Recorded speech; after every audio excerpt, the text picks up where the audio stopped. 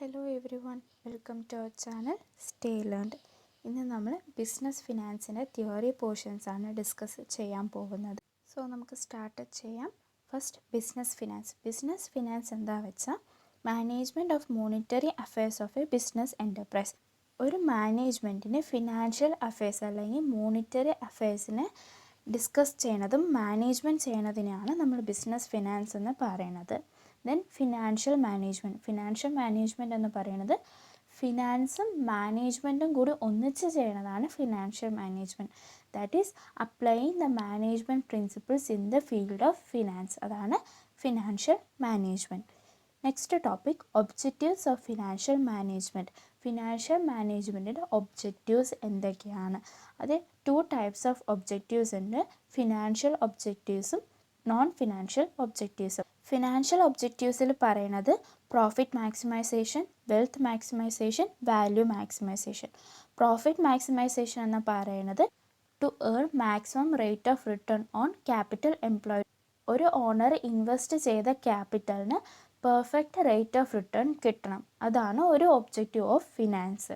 Then second object എന്ന് പറയുന്നത് maximisation of wealth maximisation എന്ന് പറയുന്നത് ഒരു ഷെയർ ഹോൾഡേഴ്സിൻ്റെ വെൽത്ത്, ആ കമ്പനിയിൽ ഇൻവെസ്റ്റ് ചെയ്ത് ഷെയർ ഹോൾഡേഴ്സിൻ്റെ വെൽത്ത് ഇൻക്രീസ് ചെയ്യണതും ഫിനാൻസിൻ്റെ ഒബ്ജക്റ്റീവാണ്. ആൻഡ് ദെൻ വാല്യൂ മാക്സിമൈസേഷൻ എന്ന് പറയുന്നത് ഷെയർ ഹോൾഡേഴ്സിൻ്റെ ഷെയർസിൻ്റെ മാർക്കറ്റ് വാല്യൂ, അവരെടുത്തിരിക്കുന്ന ഷെയർസിൻ്റെ മാർക്കറ്റ് വാല്യൂ ഇൻക്രീസ് ആണതും ഫിനാൻഷ്യൽ മാനേജ്മെൻറ്റിൻ്റെ ഒരു ഒബ്ജക്റ്റീവാണ്. ആൻഡ് നോൺ ഫിനാൻഷ്യൽ ഒബ്ജക്റ്റീവ്സ് എന്ന് പറയുമ്പോൾ മണി റിലേറ്റഡ് ആയിരിക്കില്ല, വേറെ objectives but related to finance ആയിരിക്കും. First one employee satisfaction and welfare. എംപ്ലോയീസിന് സാറ്റിസ്ഫാക്ഷൻ ഉണ്ടാവണം, ആ കമ്പനി നല്ലൊരു വെൽഫെയർ പോളിസിയും ഉണ്ടാവണം. And the second one well being of the society. കമ്പനീൻ്റെ പെർഫോമൻസ് സൊസൈറ്റിക്ക് വേണ്ടി പോസിറ്റീവ് റിസൾട്ട്സ് കൊടുത്തിട്ടുണ്ടാവണം. ആൻഡ് മാനേജ്മെൻറ്റ് സാറ്റിസ്ഫാക്ഷൻ എന്ന് പറയുമ്പോൾ ആ കമ്പനീൻ്റെ മാനേജേഴ്സിനും ആ മാനേജ്മെൻറ്റ് ടീമിനും സാറ്റിസ്ഫാക്ഷൻ ഉണ്ടാവണം, അവർ ഓരോ പോളിസീസ് അഡോപ്റ്റ് ചെയ്യുമ്പോൾ. And the fourth objective quality services to customer. അവരുടെ സർവീസസ് ക്വാളിറ്റി ആയിരിക്കണം ആൻഡ് കസ്റ്റമേഴ്സിന് അതൊരു വാല്യൂ കൊടുക്കണം. അതാണ് ഫിനാൻഷ്യൽ മാനേജ്മെൻറ്റിൻ്റെ non financial objectives.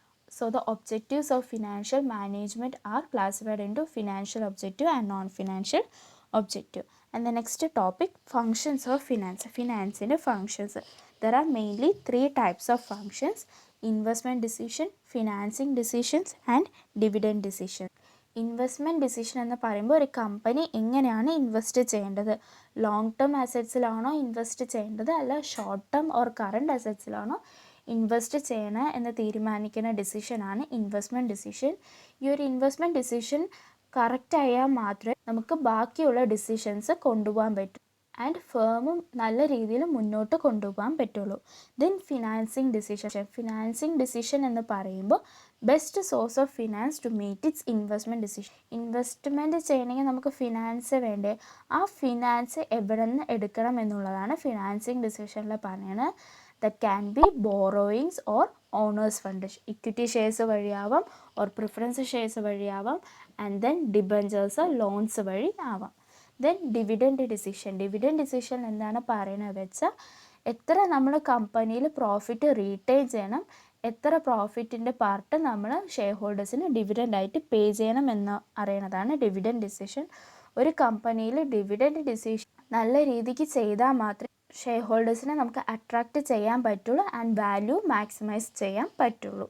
And the next topic time value of money എന്ന് പറയുന്നത് concept that money has time value. മണിക്ക് ടൈം വാല്യൂ എന്ന് പറയുന്ന കൺസെപ്റ്റാണ് time value of money. That is മണീൻ്റെ വാല്യൂ എന്ന് പറയുന്നത് ടൈം അനുസരിച്ച് മാറും.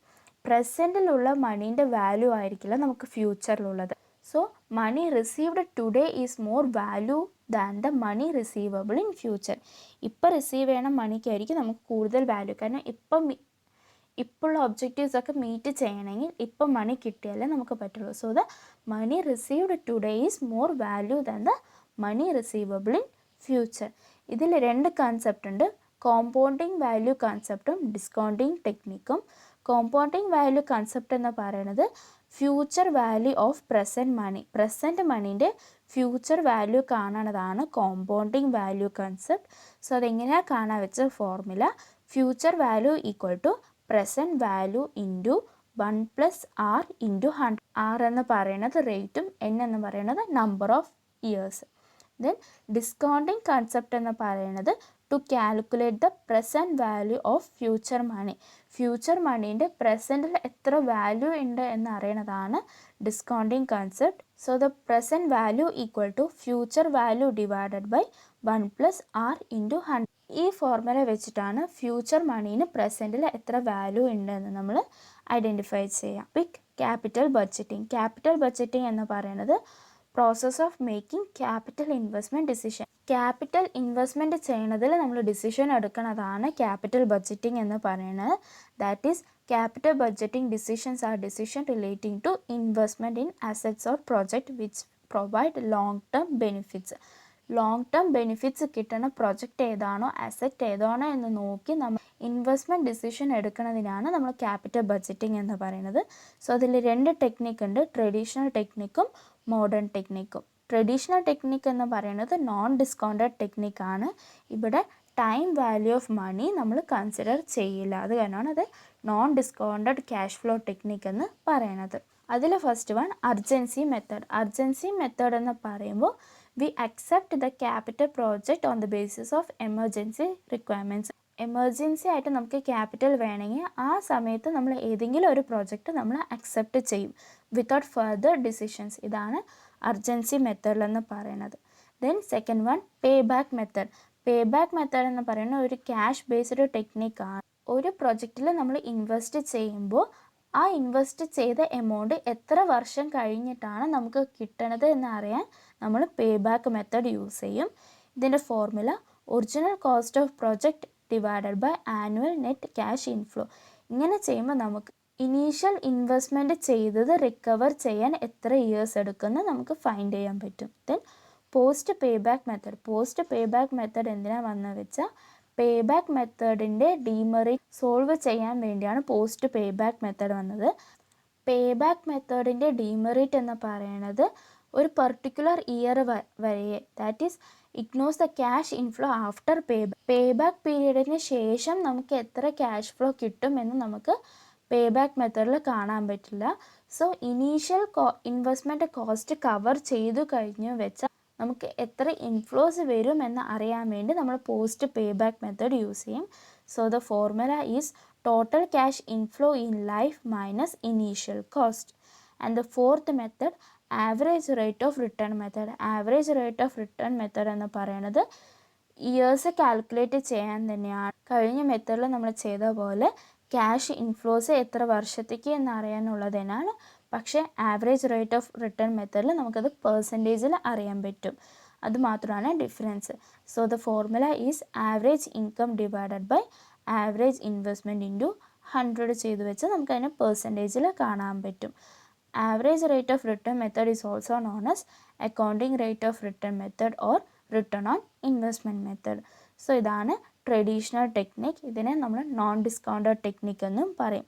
And the next one discounted technique or modern technique എന്ന് നമ്മൾ പറയും. ടൈം വാല്യൂ ഓഫ് മണി നമ്മൾ കൺസിഡർ ചെയ്യും. ഫസ്റ്റ് വൺ ഡിസ്കൗണ്ടഡ് പേ ബാക്ക് മെത്തേഡ്. ഡിസ്കൗണ്ടഡ് പേ ബാക്ക് മെത്തേഡ് എന്ന് പറയുമ്പോൾ ക്യാഷ് ഫ്ലോസിനെ നമ്മൾ ഫസ്റ്റ് പ്രസൻറ്റ് വാല്യൂവിനെ കൺവേർട്ട് ചെയ്യും. എന്നിട്ടായിരിക്കും നമ്മൾ period of time to recover the initial investment calculate ചെയ്യാം. And the second method net present value method. Net present value method എന്ന് പറയുമ്പോൾ all future cash inflows and outflows are discounted to present value.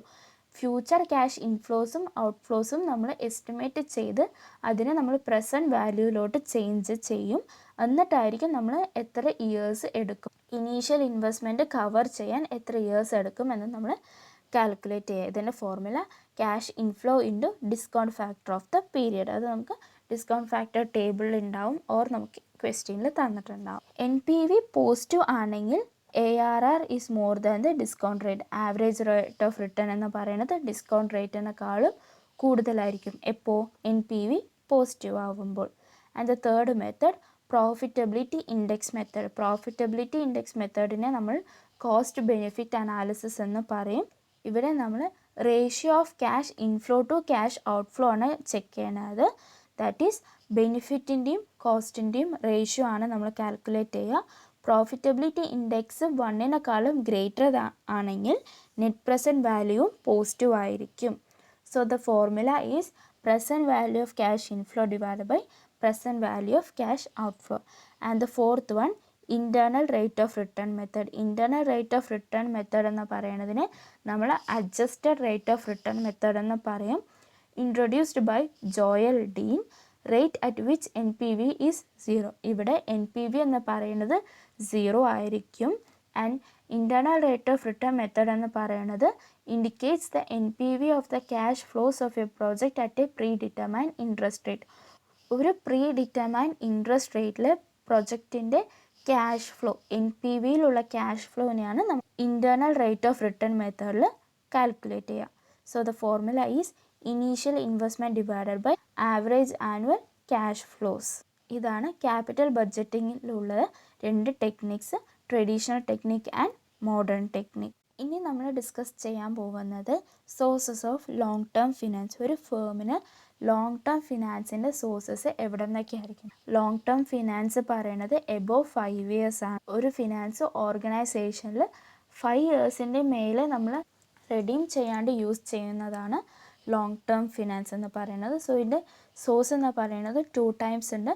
Conventional source or innovative source. Conventional source എന്ന് പറയുന്നതിൽ equity shares ഉണ്ട്, preference shares ഉണ്ട്, retained earnings ഉണ്ട്, right shares and sweat equity shares ഉണ്ട്, long term loans and debentures. Equity shares എന്ന് പറയുമ്പോൾ നമുക്ക് dividend എന്ന് പറയുന്നത് ഫിക്സഡ് ആയിരിക്കില്ല. അവരായിരിക്കും real owners of the company. പക്ഷെ അവർക്ക് ലോസ് ഉള്ള സമയത്ത് ഡിവിഡൻഡ് കിട്ടില്ല. ആൻഡ് എല്ലാവർക്കും പേ ചെയ്തിട്ട് മാത്രമേ ഇക്വിറ്റി ഷെയർ ഹോൾഡേഴ്സിന് ഡിവിഡൻഡ് കിട്ടുള്ളൂ. ആൻഡ് പ്രിഫറൻസ് ഷെയർസ് എന്ന് പറയുന്നത് അവർക്കായിരിക്കും പ്രിഫറൻസ് റൈറ്റ് ഉള്ളത്, എന്തിന്? ഡിവിഡൻഡ് കിട്ടാനുള്ളത്. പക്ഷേ അവർക്ക് വോട്ടിംഗ് റൈറ്റ് ഒന്നുമില്ല, അവർ സെക്കൻഡറി ഓണേഴ്സാണ്. ദെൻ റീറ്റെയിൻഡ് ഏർണിങ്സ് എന്ന് പറയുന്നത് ഇൻറ്റേർണൽ സോഴ്സ് ഓഫ് ഫണ്ടാണ്. ഒരു കമ്പനീൻ്റെ പ്രോഫിറ്റ് നമ്മൾ കുറച്ച് റീറ്റെയിൻ ചെയ്ത് വെക്കും, കുറച്ച് ഡിവിഡൻഡായിട്ട് പേ ചെയ്യും. റീറ്റെയിൻ ചെയ്യണത് എന്തെങ്കിലും ഒരു എമർജൻസി സിറ്റുവേഷൻ വരുമ്പോൾ ഫേസ് ചെയ്യാൻ വേണ്ടിയാണ്. സോ റീറ്റെയിൻഡ് ഏർണിങ്സും ഒരു കമ്പനീൻ്റെ ഒരു source of long term finance ആണ്. ദെൻ റൈറ്റ് ഷെയർസ് പറയണത് കമ്പനീൻ്റെ എക്സിസ്റ്റിംഗ് ഷെയർ ഹോൾഡേഴ്സിന് നമ്മൾ ഷെയർസ് ഇഷ്യൂ ചെയ്യണത്. എപ്പോഴെങ്കിലും കമ്പനി ന്യൂ ഷെയർസ് പബ്ലിഷ് ചെയ്യുകയാണെങ്കിൽ അത് ഫസ്റ്റ് എക്സിസ്റ്റിംഗ് ഷെയർ ഹോൾഡേഴ്സിനായിരിക്കും കൊടുക്കുക. അവർക്ക് വേണ്ട എന്ന പക്ഷത്തിൽ മാത്രമേ നമ്മളത് ഔട്ട്സൈഡ് പബ്ലിക്കിനോ വേറെ ഉള്ളവർക്ക് നമ്മൾ ആ ഷെയർസ് ഇഷ്യൂ ചെയ്യുള്ളൂ. ദെൻ സ്വെറ്റ് ഇക്വിറ്റി ഷെയർസ് എന്ന് പറയുന്നത് കമ്പനിയിലുള്ള എംപ്ലോയീസിന് നമ്മൾ ഇക്വിറ്റി ഷെയർസ് ഇഷ്യൂ ചെയ്യുകയാണെങ്കിൽ അതിനെ നമ്മൾ സ്വെറ്റ് ഇക്വിറ്റി ഷെയർസ് എന്ന് പറയും. സ്വെറ്റ് ഇക്വിറ്റി ഷെയർസിൻ്റെ ഒരു അഡ്വാൻറ്റേജ് എന്ന് പറയുന്നത് കമ്പനിയിലുള്ള എംപ്ലോയീസിന് ഓണർഷിപ്പ് കൊടുക്കാൻ വേണ്ടിയാണ്.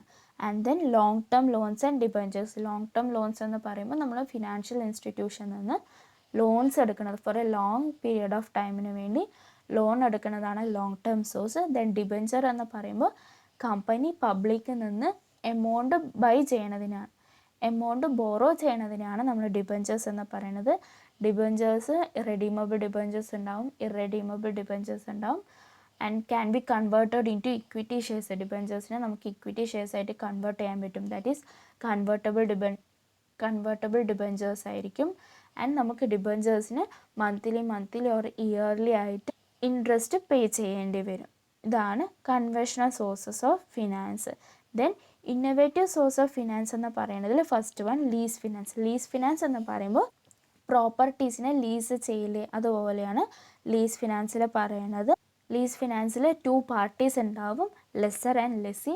ലെസ്സർ എന്ന് പറയുന്നത് ഒരു ഓർഗനൈസേഷന് എന്തെങ്കിലും ഒരു മെഷീൻസോ കമോഡിറ്റീസോ നമ്മൾ ലീസിന് കൊടുക്കുന്നവരാണ് ലെസ്സർ. അവരായിരിക്കും real owner of the asset. Lessee എന്ന് പറയുന്നത് ഈ ലീസിനെ മേടിച്ച് ആ കമോഡിറ്റീനെ യൂസ് ചെയ്യണവരായിരിക്കും ലെസ്സി ഫോർ എ കൺസിഡറേഷൻ. അവർക്ക് മന്ത്ലി കൺസിഡറേഷൻ ഉണ്ടാവും. ലീസ് ഫിനാൻസ് എന്ന് പറയുന്നത് 2 typesലാണ്. ഓപ്പറേറ്റിംഗ് ലീസ് ഉണ്ട്, ഫിനാൻഷ്യൽ ലീസ് ഉണ്ട്. ഫിനാൻഷ്യൽ ലീസ് എന്ന് പറയുന്നത് ലോങ് പീരിയഡ് ഓഫ് ടൈം ആയിരിക്കും. ഒരു അസറ്റിൻ്റെ ലൈഫ് ടൈം വരെ ആയിരിക്കും ഈ ലീസിങ് അഗ്രിമെൻറ്റ് ഉണ്ടാവുക. സോ ഇതിൽ ലിസി തന്നെയായിരിക്കും എല്ലാ എക്സ്പെൻസും മീറ്റ് ചെയ്യണത്. ദെൻ ഓപ്പറേറ്റിംഗ് ലീസ് എന്ന് പറയുന്നത് for a short period of time, കുറച്ച് പീരിയഡിന് മാത്രമേ ഉണ്ടാവുള്ളൂ.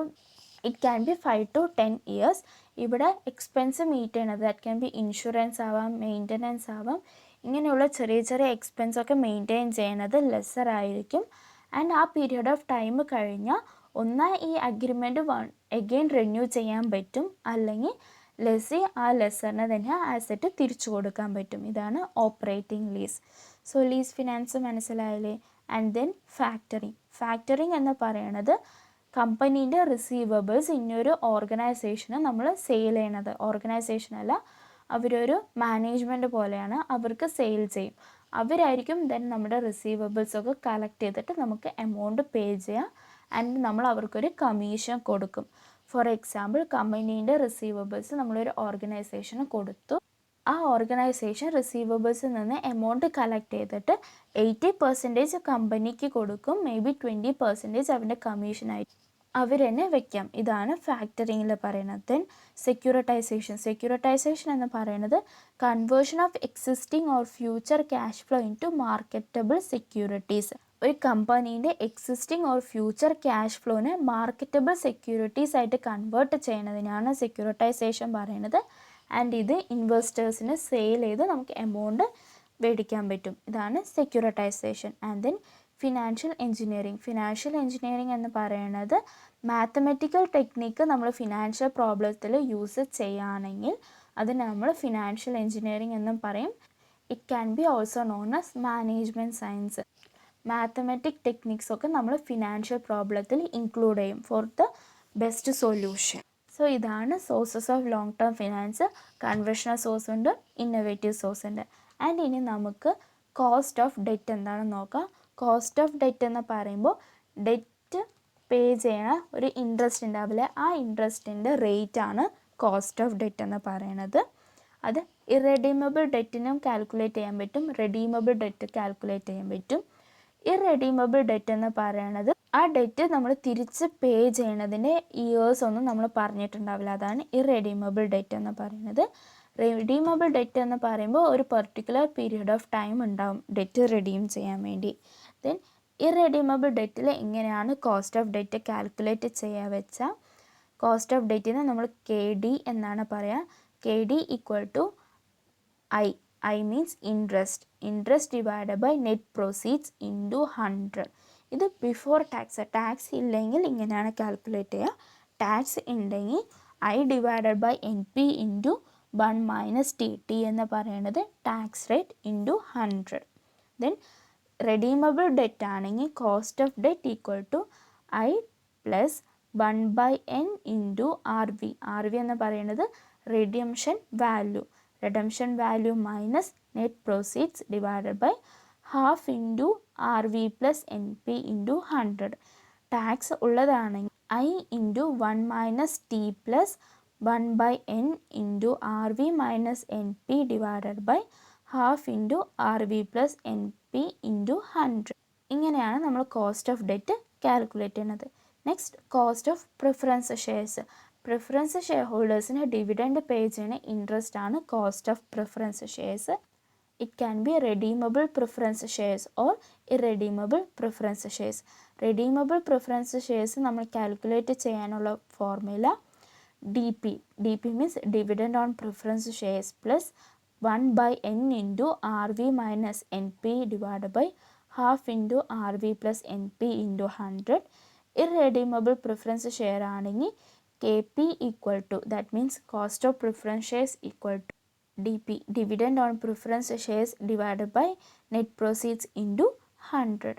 ഇനി നമുക്ക് കോസ്റ്റ് ഓഫ് ഇക്വിറ്റി ഷെയർ ഹോൾഡേഴ്സിൻ്റെ കോസ്റ്റാണ് നോക്കേണ്ടത്. ഇതിൽ 4 മെത്തേഡ്സിൻ്റെ കാൽക്കുലേറ്റ് ചെയ്യാൻ. ഫസ്റ്റ് മെത്തേഡ് ഡിവിഡൻഡ് ഈൽഡ് മെത്തേഡിൽ cost of equity that is KE equal to D dividend divide by market proceeds or NP net proceeds into 100. Dividend yield plus growth method എന്ന് പറയുന്നത് particular ഇയറിൻ്റെ ഗ്രോത്ത് വെച്ച് calculate ചെയ്യാനുള്ളതാണ്. That can B D1 divide by NP into 100 plus G. D1 എന്ന് പറയുന്നത് dividend into 100 plus G ആണ് D1. Then capital asset pricing model നമ്മൾ risk factor വെച്ചിട്ടാണ് നമ്മൾ കാൽക്കുലേറ്റ് ചെയ്യുക. That is KE equal to RF, risk factor plus beta into RM, market risk minus risk factor. And then earning price method calculate ചെയ്യുന്നത് KE equal to EPS, earning per share divided by market proceeds into 100. ഇങ്ങനെയാണ് cost of equity ഏതെങ്കിലും ഒരു മെത്തേഡിൽ calculate ചെയ്യാൻ പറ്റും. Then cost of retained earnings. Cost of retained earnings എന്ന് പറയുമ്പോൾ rate of return at which the shareholders is not receiving the dividend. Shareholders dividend receive ചെയ്യാത്ത ഒരു കോസ്റ്റിനെയാണ് നമ്മൾ കോസ്റ്റ് ഓഫ് റീറ്റെയിൻഡ് ഏർണിങ്സ് എന്ന് പറയുന്നത്. ഇത് കാണാൻ രണ്ട് ഫോർമുലയുണ്ട്. KR, cost of retained earnings equal to EPS divided by MP into 100, അല്ലെങ്കിൽ dividend divided by MP into 100 plus G into 1 minus T. Tax ഉണ്ടെങ്കിൽ 1 minus T and brokerage cost ഉണ്ടെങ്കിൽ 1 minus B ചെയ്യും. സോ ക്ലിയർ ആയാലും എന്താണ് cost of debt and formula, cost of preference shares and formula, cost of equity and cost of retained ഏർണിങ്സിൻ്റെ formula. Then working capital management. Working capital എന്ന് പറയുന്നത് ഒരു കമ്പനീൻ്റെ day to day വർക്കിങ്ങിന് ആവശ്യമുള്ള ക്യാപിറ്റലാണ് വർക്കിംഗ് ക്യാപിറ്റൽ. സോ അത് manage ചെയ്യുന്നത് ഒരു കമ്പനിക്ക് ഏറ്റവും ഇമ്പോർട്ടൻ്റ് ആണ്. So the working capital management എന്ന് പറയുന്നത് managing the day to day working of an enterprise. ഒരു ഓർഗനൈസേഷൻ ഡേ ടു ഡേ ആവശ്യത്തിലുള്ള ക്യാപിറ്റൽ മാനേജ്മെൻറ്റ് ചെയ്യുന്നതാണ് വർക്കിംഗ് ക്യാപിറ്റൽ മാനേജ്മെൻറ്റ്. ഇതിന് നമ്മൾ രണ്ട് കൺസെപ്റ്റിൽ പറയും. ഗ്രോസ് കൺസെപ്റ്റ് ഉണ്ട്, നെറ്റ് കൺസെപ്റ്റ് ഉണ്ട്. ഗ്രോസ് കൺസെപ്റ്റ് എന്ന് പറയുന്നത് ടോട്ടൽ കറണ്ട് അസറ്റ്സിനെയാണ് വർക്കിംഗ് ക്യാപിറ്റൽ. പക്ഷേ നെറ്റ് കൺസെപ്റ്റിൽ വർക്കിംഗ് ക്യാപിറ്റൽ എന്ന് പറയുന്നത് current asset minus current liabilities ആണ്. ക്ലിയർ ആയില്ലേ?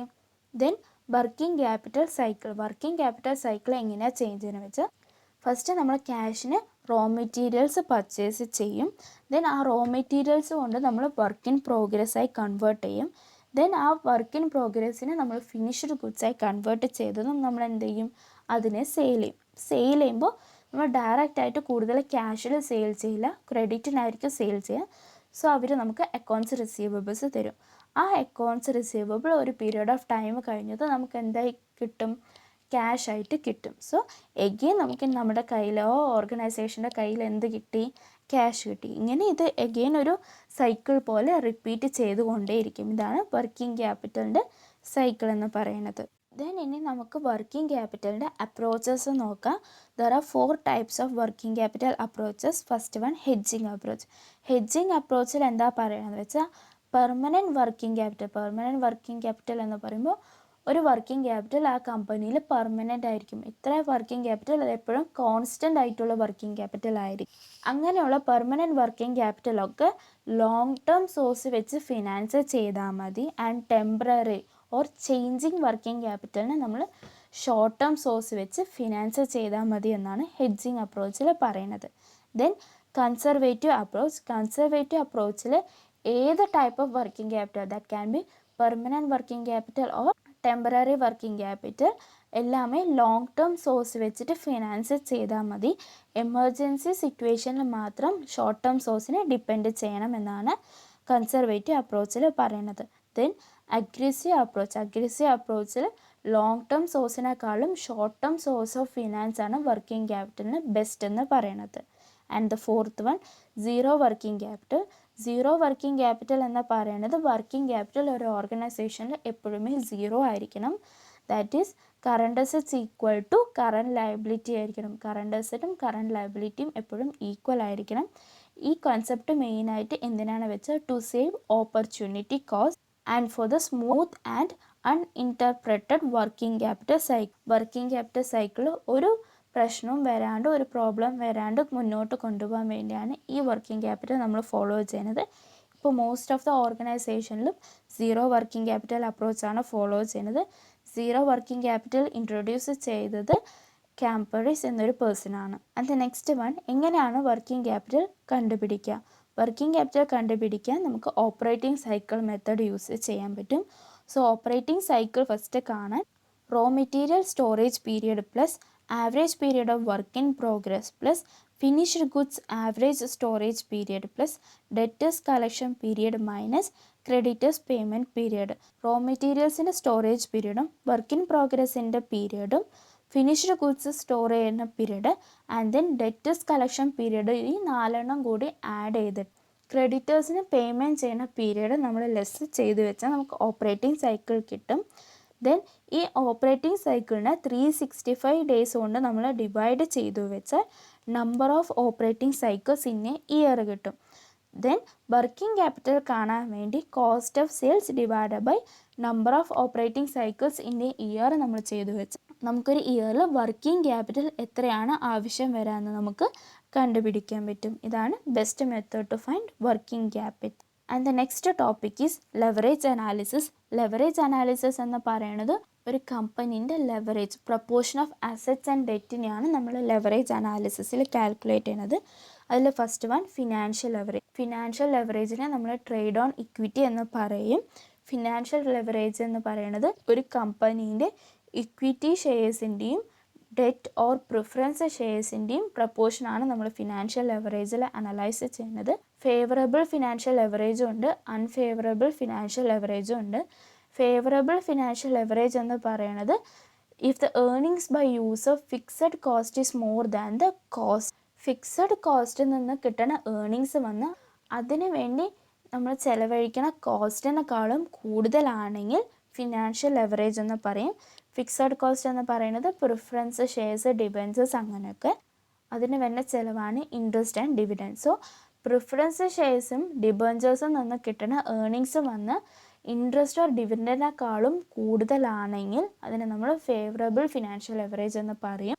If earnings by the use of fixed cost is less than the cost it is known as unfavourable financial leverage. Clear ആയാൽ എന്താണ് financial leverage? ഇത് കാണാനുള്ള formula financial leverage is equal to earnings before interest and tax divide by earnings before tax. Then degree of financial leverage എങ്ങനെയാണ് കാണാൻ വെച്ചാൽ percentage change in E P S divide by percentage change in E B I T. E B I T എന്ന് പറയുന്നത് earnings before interest and tax. ഈ financial leverage greater than 1 ആണെങ്കിൽ നമ്മുടെ കമ്പനിയിൽ high financial leverage ആണെന്ന് നമ്മൾ പറയും. Then operating leverage. Operating leverage എന്ന് പറയുന്നത് കോൺട്രിബ്യൂഷൻ്റെയും ഇ ബി ഐ ടിൻ്റെയും പ്രപ്പോർഷനാണ് ഒരു കമ്പനിയിൽ operating leverage. So the operating leverage is equal to contribution divide by E B I T and degree of operating leverage is equal to percentage change in E B I T divide by percentage change in sales. Then combined leverage. Combined leverage എന്ന് പറയുന്നത് operating ലെവറേജിൻ്റെയും financial ലെവറേജിൻ്റെയും കോമ്പിനേഷനാണ്. That is combined leverage is equal to financial leverage into operating leverage. Then degree of combined leverage is equal to percentage change in E P S divide by percentage change in sales. Operating leverage high ആണെങ്കിൽ നമുക്കവിടെ operating risk കൂടുതലാണ് എന്ന് പറയാം. അതുപോലെ combined leverage high ആണെങ്കിൽ ഒരു കമ്പനിയിൽ risk കൂടുതലാണെന്ന് നമുക്ക് പറയാൻ പറ്റും. ഇതാണ് ലെവറേജ് അനാലിസിസ്. ഇതിന് നമുക്ക് നോക്കേണ്ടത് ഡിവിഡൻ്റ് ആണ്. ഡിവിഡൻ്റ് എന്ന് പറയുന്നത് കമ്പനീൻ്റെ ഷെയർ ഹോൾഡേഴ്സിന് നമ്മൾ ഡിവൈഡ് ചെയ്ത് കൊടുക്കുന്ന എമൗണ്ട് ആണ് ഡിവിഡൻഡ്. ആൻഡ് ഡിവിഡൻഡ് പോളിസി എന്ന് പറയുന്നത് ഡിവിഡൻഡ് ഡിസ്ട്രിബ്യൂട്ട് ചെയ്യാൻ വേണ്ടി നമ്മൾ എന്തെങ്കിലും ഒരു പോളിസി അഡോപ്റ്റ് ചെയ്തിട്ടുണ്ടെങ്കിൽ അതിനാണ് നമ്മൾ ഡിവിഡൻഡ് പോളിസി എന്ന് പറയുന്നത്. ഡിവിഡൻഡ് നമുക്ക് ക്യാഷ് ആയിട്ട് പേ ചെയ്യാൻ പറ്റും, സ്റ്റോക്കായിട്ട് പേ ചെയ്യാൻ പറ്റും, ബോണ്ടായിട്ട് പേ ചെയ്യാൻ പറ്റും, പ്രോപ്പർട്ടി ആയിട്ടും പേ ചെയ്യാൻ പറ്റും. ക്യാഷ് ഇല്ലെങ്കിലാണ് നമ്മൾ ഈ സ്റ്റോക്ക്, ബോണ്ട്, പ്രോപ്പർട്ടി ആയിട്ട് നമ്മൾ പേ ചെയ്യുന്നത്. ദെൻ ഡിവിഡൻഡ് പോളിസി എന്ന് പറയുന്നത് സ്റ്റേബിൾ ഡിവിഡൻഡ് പോളിസി ഉണ്ടാകും. സ്റ്റേബിൾ ഡിവിഡൻഡ് പോളിസി എന്ന് പറയുന്നത് എല്ലാ ഇയറും ഒരു ഫിക്സഡ് എമൗണ്ട് ഓഫ് ഡിവിഡൻഡ് നമ്മൾ കൊടുക്കുന്നതാണ് stable dividend policy. And then regular dividend and extra dividend എന്ന് പറയുന്നത് റെഗുലർ നമ്മൾ ഡിവിഡൻഡ് കൊടുക്കും, അതിൻ്റെ കൂടെ എക്സ്ട്രാ പ്രോഫിറ്റ് ഉണ്ടെങ്കിൽ ആ പെർസെൻറ്റേജ് ഓഫ് ഡിവിഡൻഡ് നമ്മൾ കൊടുക്കാറുണ്ട്. Then regular and stock dividend. Regular and stock dividend എന്ന് പറയുമ്പോൾ റെഗുലർ ഡിവിഡൻഡ് കൂടെ നമ്മൾ സ്റ്റോക്ക് നമ്മൾ ഡിവിഡൻഡ് ആയിട്ട് കൊടുക്കും, അതാണ് regular stock dividend. And then irregular dividend policy എന്ന് പറയുമ്പോൾ കമ്പനിക്ക് ലോസ് ആണെങ്കിൽ ആ ഇയർ അവർ ഡിവിഡൻഡ് കൊടുക്കില്ല, ആൻഡ് പ്രോഫിറ്റ് ഉള്ള ഇയർ അവർ ആ ഡിവിഡൻഡ് കൊടുക്കും. ഇതാണ് irregular dividend policy. Then residual dividend policy എന്ന് പറയുമ്പോൾ കമ്പനി പ്രോഫിറ്റ് കൊണ്ട് എല്ലാ ഇൻവെസ്റ്റ്മെൻറ്റ് ഡിസിഷൻസും മീറ്റ് ചെയ്തിട്ട് ബാക്കി വരുന്ന എമൗണ്ടിലായിരിക്കും അവർ ഡിവിഡൻഡ് ഡിസ്ട്രിബ്യൂട്ട് ചെയ്യണത്. അതാണ് റെസിഡ്യൂവൽ ഡിവിഡൻഡ് പോളിസി. സോ ഇതാണ് നമുക്ക് ഡിവിഡൻഡിൽ മെയിനായിട്ട് പഠിക്കാനുള്ളത്. Then dividend theories. Dividend theory ഒരു ഇമ്പോർട്ടൻറ്റ് ടോപ്പിക്കാണ്. Dividend theory 2 type of dividend theory ഉണ്ട്. ഇറലവൻസ് കൺസെപ്റ്റ് ഉണ്ട്, റെലവൻസ് കൺസെപ്റ്റ് ഉണ്ട്. ഇറലവൻസ് കൺസെപ്റ്റിൽ പറയുന്നത് മോഡിഗിലാനി ആൻഡ് മില്ലർ തിയറിയാണ്. സോ ഇനി നമുക്ക് മോഡിഗിലാനി ആൻഡ് മില്ലർ തിയറിയിൽ നോക്കാം. അവിടെ ഡിവിഡൻഡ് പേ ചെയ്താലും ഡിവിഡൻഡ് പേ ചെയ്തില്ലെങ്കിൽ കമ്പനീൻ്റെ ഷെയറിൻ്റെ വാല്യൂവിൽ ചേഞ്ച് വരുന്നില്ല എന്നാണ് തിയറിയിൽ പറയുന്നത്. സോ ഒരു കമ്പനി ഡിവിഡൻഡ് പേ ചെയ്താൽ ആ കമ്പനീൻ്റെ ഷെയറിൻ്റെ മാർക്കറ്റ് പ്രൈസ് കൂടും, അങ്ങനെ ഫേമിൻ്റെ വാല്യൂവും കൂടും. പക്ഷെ എന്താണ്, ഡിവിഡൻഡ് പേ ചെയ്ത് വെച്ചാൽ ക്യാഷ് കുറയും. സോ ക്യാഷ് കുറയുമ്പോൾ ആ കമ്പനിക്ക് ഫണ്ട് ആവശ്യം വരുമ്പോൾ അവരെന്ത് ചെയ്യും, പുതിയ ഷെയർസ് ഇഷ്യൂ ചെയ്യേണ്ടി വരും. സോ പുതിയ ഷെയർസ് ഇഷ്യൂ ചെയ്യുമ്പോൾ മാർക്കറ്റിൽ ഷെയറിൻ്റെ സപ്ലൈ കൂടുമ്പോൾ ഓട്ടോമാറ്റിക്കലി ഷെയറിൻ്റെ പ്രൈസ് കുറയുകയും ചെയ്യും. ദെൻ വാല്യൂ ഓഫ് ദ ഫേമും കുറയും. സോ അതെന്തായി മാറി. സോ ആ കമ്പനി വന്ന് ഡിവിഡൻഡ് പേ ചെയ്തില്ലെങ്കിലും ഓട്ടോമാറ്റിക്കായിട്ട് എന്ത് സംഭവിക്കും, ആ കമ്പനീൻ്റെ വാല്യൂവിൽ അഫക്റ്റ് ചെയ്യുന്നുണ്ട്. കാരണം ക്യാഷ് കുറഞ്ഞു വെച്ചാലും ആ കമ്പനീൻ്റെ വാല്യൂ കുറയുന്നുണ്ട്. ദെൻ ഡിവിഡൻഡ് പേ ചെയ്തില്ലെങ്കിൽ മാർക്കറ്റ് വാല്യൂ ഓഫ് ഷെയർ കൂടും. അപ്പോൾ എന്താണ്, ആ ഷെയർ ഹോൾഡേഴ്സ് ഡിവിഡൻഡ് മേടിക്കാണ്ട് ആ ഷെയറിൽ തന്നെ ആ ഡിവിഡൻഡിൻ്റെ എമൗണ്ട് ഇൻവെസ്റ്റ് ചെയ്യുമ്പോൾ ക്യാപിറ്റൽ അപ്രിസിയേഷൻ സംഭവിക്കും. സോ അവിടെ ക്യാപിറ്റൽ അപ്രിസിയേഷൻ സംഭവിക്കുമ്പോൾ ഓട്ടോമാറ്റിക്കലി കമ്പനീൻ്റെ വാല്യൂവിൽ ചേഞ്ചസ് വരും. സോ അവിടെ നമ്മൾ ഡിവിഡൻഡ് പേ ചെയ്താലും പേ ചെയ്തില്ലെങ്കിലും കമ്പനീൻ്റെ വാല്യൂവിൽ വരുന്ന മാറ്റം വന്നുകൊണ്ടിരിക്കും. അത് ഡിവിഡൻഡ് പേ ചെയ്യുന്ന കാരണമാണ് വരുന്നത്, പേ ചെയ്യാത്ത കാരണമാണ് വരുന്നത് എന്ന് നമുക്ക് പറയാൻ പറ്റില്ല. അതാണ് മോഡിഗിലാനി മില്ലർ തിയറിയിൽ പറയുന്നത്. ദെൻ റെലവൻസ് തിയറിയിൽ 2 തിയറി ഉണ്ട്. വോൾട്ടർ തിയറി ഉണ്ട്, ഗോർഡൻ മോഡലുണ്ട്. വോൾട്ടർ തിയറി കണ്ടുപിടിച്ചത് പ്രൊഫസർ ജെയിംസ് ഇ വോൾട്ടർ ആണ്. അദ്ദേഹത്തിൻ്റെ കൺസെപ്റ്റിൽ ഡിവിഡൻഡ് പോളിസിക്ക് മാർക്കറ്റ് പ്രൈസ് ഓഫ് ഷെയറിനും തമ്മിൽ റിലേഷൻ ഉണ്ട് എന്നാണ്. ദാറ്റ് മീൻസ് ഡിവിഡൻഡ് പോളിസി ഒരു ഷെയറിൻ്റെ മാർക്കറ്റ് പ്രൈസിനെ അഫക്റ്റ് ചെയ്യുന്നതാണ്. ഇപ്പോൾ ഒരു കമ്പനി റിട്ടൻഷൻ കൂടുതലും and cost of equity KE കുറവുമാണ്, മോസ്റ്റ്ലി ഗ്രോത്ത് ഫേം ആയിരിക്കും ഇങ്ങനെ ചെയ്യണത്. സോ അവിടെ എന്തായിരിക്കും, പേ ഔട്ട് ഓർ ഡിവിഡൻഡ് എന്ന് പറയുന്നത് കുറവായിരിക്കും ഇപ്പോൾ റിട്ടൻഷൻ കൂടുതലാണെങ്കിൽ. ആൻഡ് ഈ റിട്ടൻഷൻ കുറവാണെങ്കിൽ അവിടെ എന്തായിരിക്കും, ഡിവിഡൻഡ് ആയിരിക്കും ഉണ്ടാവുക. ദാറ്റ് മീൻസ് 100% ഡിവിഡൻഡ് ആയിരിക്കും ആ ഫേം കൊടുക്കുന്നത്, ഒന്നും ഉണ്ടാവില്ല. ഇത് മോസ്റ്റ്ലി ഡിക്ലൈനിങ് ഫേമിലാണ് നമ്മൾ കാണപ്പെടുക. ഒരു കമ്പനീൻ്റെ റിട്ടൻഷനും ഡിവിഡൻഡ് പേ ഔട്ടും ദാറ്റ് ഈസ് കോസ്റ്റ് ഓഫ് ഇക്വിറ്റിയും കൂടുതലാണെങ്കിൽ മോസ്റ്റ്ലി ആ കമ്പനി ഗ്രോത്ത് ഫേമും അല്ല ഡിക്ലൈനിങ് ഫേമും അല്ല, ഒരു നോർമൽ സ്റ്റേജിലായിരിക്കും. അപ്പോൾ അവിടെ റിട്ടൻഷൻ ചെയ്യണതും ഷെയർ ഹോൾഡേഴ്സിന് കൊടുക്കുന്ന ഡിവിഡൻഡും മോസ്റ്റ്ലി സെയിം ആയിരിക്കും. അതാണ് പ്രൊഫസർ ജെയിംസ് ഇ വോൾട്ടറിൻ്റെ വോൾട്ടർ തിയറിയിൽ പറയണത്. ദെൻ ഗോർഡൻ മോഡൽ കൊണ്ടുവന്നത് ഗോർഡൻ ആണ്. അദ്ദേഹത്തിൻ്റെ കൺസെപ്റ്റിലും ഡിവിഡൻഡ് പേ ചെയ്യണതാണ് ഒരു കമ്പനിക്ക് നല്ലതെന്ന് പറയണത്. അദ്ദേഹത്തിൻ്റെ ആർഗ്യുമെൻറ്റിനെ പറയണതാണ് a bird in hand argument എന്ന്. കാരണം ഒരു ബേർഡ് നമ്മുടെ കയ്യിൽ ഇപ്പോൾ ഉള്ളതാണ് നല്ലത്. ദാറ്റ് മീൻസ് ഡിവിഡൻഡ് ഒരു ഷെയർ ഹോൾഡേഴ്സിന് കയ്യിൽ ഇപ്പോൾ കിട്ടണതാണ് നല്ലത് ക്യാപിറ്റൽ അപ്രിസിയേഷനേക്കാളും. ക്യാപിറ്റൽ അപ്രിസിയേഷൻ എന്ന് പറയുമ്പോൾ നമുക്ക് ഫ്യൂച്ചറിൽ അതിൻ്റെ വാല്യൂ ഡിറൈവ് ചെയ്യാൻ പറ്റുള്ളൂ. പക്ഷേ ഡിവിഡൻഡ് എന്ന് പറയുമ്പോൾ കയ്യിൽ ഇപ്പം തന്നെ കിട്ടുമ്പോൾ നമുക്ക് എന്താണ്, അതുകൊണ്ടുള്ള യൂസസ് കുറേയാണ്. അതിൻ്റെ വാല്യൂ നമ്മൾ ഫ്യൂച്ചറിൽ കമ്പയർ ചെയ്യുമ്പോൾ ഇപ്പോൾ അതിന് വാല്യൂ കൂടുതലാണ്. നമ്മൾ ടൈം വാല്യൂ ഓഫ് കൺസെപ്റ്റാണ് ഇവിടെ ഗോർഡൻ മോഡലിൽ മെയിനായിട്ട് പറയണത്. സോ ക്ലിയർ ആയാലും ഡിവിഡൻഡ് തിയറീസ്.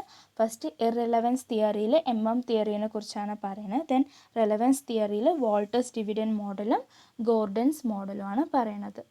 ദെൻ ക്യാപിറ്റലൈസേഷനിൽ 3 ഉണ്ട്. Fair capitalisation, over capitalisation, under capitalisation. Capitalisation എന്ന് പറയുന്നത് includes long term loans and retain profits besides share capital ഒഴിച്ച ഒരു കമ്പനീൻ്റെ ലോങ് ടേം ലോണും റീറ്റെയിൻഡ് പ്രോഫിറ്റ്സ് ആണ് ക്യാപിറ്റലൈസേഷനിൽ പറയുന്നത്. ഫെയർ ക്യാപിറ്റലൈസേഷൻ എന്ന് പറയുമ്പോൾ earnings is equal to rate of return. ഒരു കമ്പനീൻ്റെ ഏർണിങ്സ് വന്ന് അതിൻ്റെ റേറ്റ് ഓഫ് റിട്ടേൺ ഈക്വൽ ആയിരിക്കും. ഓവർ ക്യാപിറ്റലൈസേഷൻ എന്ന് പറയുന്നത് ഏർണിങ്സ് കുറവായിരിക്കും പക്ഷെ റേറ്റ് ഓഫ് റിട്ടേൺ കൂടുതലായിരിക്കും. അതിൻ്റെ കാരണം എന്ന് പറയുന്നത് നമുക്ക് ആവശ്യത്തിന് മേലെ നമ്മൾ ക്യാപിറ്റൽ ഒരു കമ്പനിയിൽ റേസ് ചെയ്യുകയാണെങ്കിൽ അവിടെ ഓവർ ക്യാപിറ്റലൈസേഷൻ വരും. ഓർ ലിബറലായിട്ടുള്ള ഡിവിഡൻഡ് പോളിസി ഫോർമുലേറ്റ് ചെയ്യുകയാണെങ്കിൽ നമുക്ക് എന്താണ് ഓവർ ക്യാപിറ്റലൈസേഷൻ വരും. That means earnings is less than rate of return. Under capitalisation പറയുമ്പോൾ just opposite to over capitalisation. Here the earnings will be greater than the rate of return. ഇതിൻ്റെ കാരണം conservative dividend policy വെക്കുന്നതായിരിക്കാം, or procurement of assets at very low പ്രൈസിൽ നമ്മൾ assets purchase ചെയ്യണതും ഇതിൻ്റെ ഒരു കാരണമാണ്. And next topic ADR and GDR. ADR എന്ന് പറയുന്നത് അമേരിക്കൻ ഡെപ്പോസിറ്ററി റെസിപ്റ്റ്സും GDR എന്ന് പറയുന്നത് ഗ്ലോബൽ ഡെപ്പോസിറ്ററി റെസിപ്റ്റ്സ് ആണ്. ഇത് രണ്ടും ഇൻ്റർനാഷണൽ മാർക്കറ്റിൽ നമ്മളൊരു ഷെയർ പർച്ചേസ് സെയിൽ ചെയ്യുമ്പോൾ നമ്മൾ ഈ ഡെപ്പോസിറ്ററി റെസിപ്റ്റ് യൂസ് ചെയ്യണതാണ് കുറച്ചും കൂടി ബെനിഫിറ്റ് തരുന്നത്. സോ ADR എന്ന് പറയുന്നത് അമേരിക്കയിൽ ഇഷ്യൂ ചെയ്യണത്, അവിടുത്തെ കറൻസിയിലായിരിക്കും ഇത് ഇഷ്യൂ ചെയ്യണത്. Introduce in the financial market in the year 1927. ഇത് മോസ്റ്റ്ലി അമേരിക്കയിലുള്ള ഷെയർ ഹോൾഡേഴ്സിന് മറ്റേ കമ്പനിയിലുള്ള ഷെയർസ് പർച്ചേസ്, ദാറ്റ് മീൻസ് വേറെ കൺട്രിയിലുള്ള കമ്പനീസിൻ്റെ ഷെയർ പർച്ചേസ് ചെയ്യാൻ പറ്റും വിത്ത് ദിസ് ഡെപ്പോസിറ്ററി റെസിപ്റ്റ്സ്. പക്ഷെ അത് അമേരിക്കൻ കറൻസി തന്നെയായിരിക്കും ഡിനോമിനേറ്റ് ചെയ്തിട്ടുള്ളത്. സോ അത് അമേരിക്കൻ ഷെയർ ഹോൾഡേഴ്സിന് യൂസ്ഫുൾ ആയിരിക്കും. അതാണ് അമേരിക്കൻ ഡെപ്പോസിറ്ററി റെസിപ്റ്റ്സ്. പക്ഷെ ഗ്ലോബൽ ഡെപ്പോസിറ്ററി റെസിപ്റ്റ്സ് എന്ന് പറയുന്നത് അമേരിക്കൻ കറൻസീസിലായിരിക്കില്ല, വേറെ കറൻസീസ് ആയിരിക്കും. അമേരിക്കേൻ്റെ ഔട്ട്സൈഡിലായിരിക്കും ഗ്ലോബൽ ഡെപ്പോസിറ്ററി റെസിപ്റ്റ്സ് മോസ്റ്റ്ലി കാണപ്പെടും. ഇവർക്കൊരു ഡെപ്പോസിറ്ററി ബാങ്ക് ഉണ്ടായിരിക്കും, ആ ബാങ്ക് വഴിയായിരിക്കും ഇവർ എല്ലാ ട്രാൻസാക്ഷൻസും കണ്ടക്ട് ചെയ്യണത്.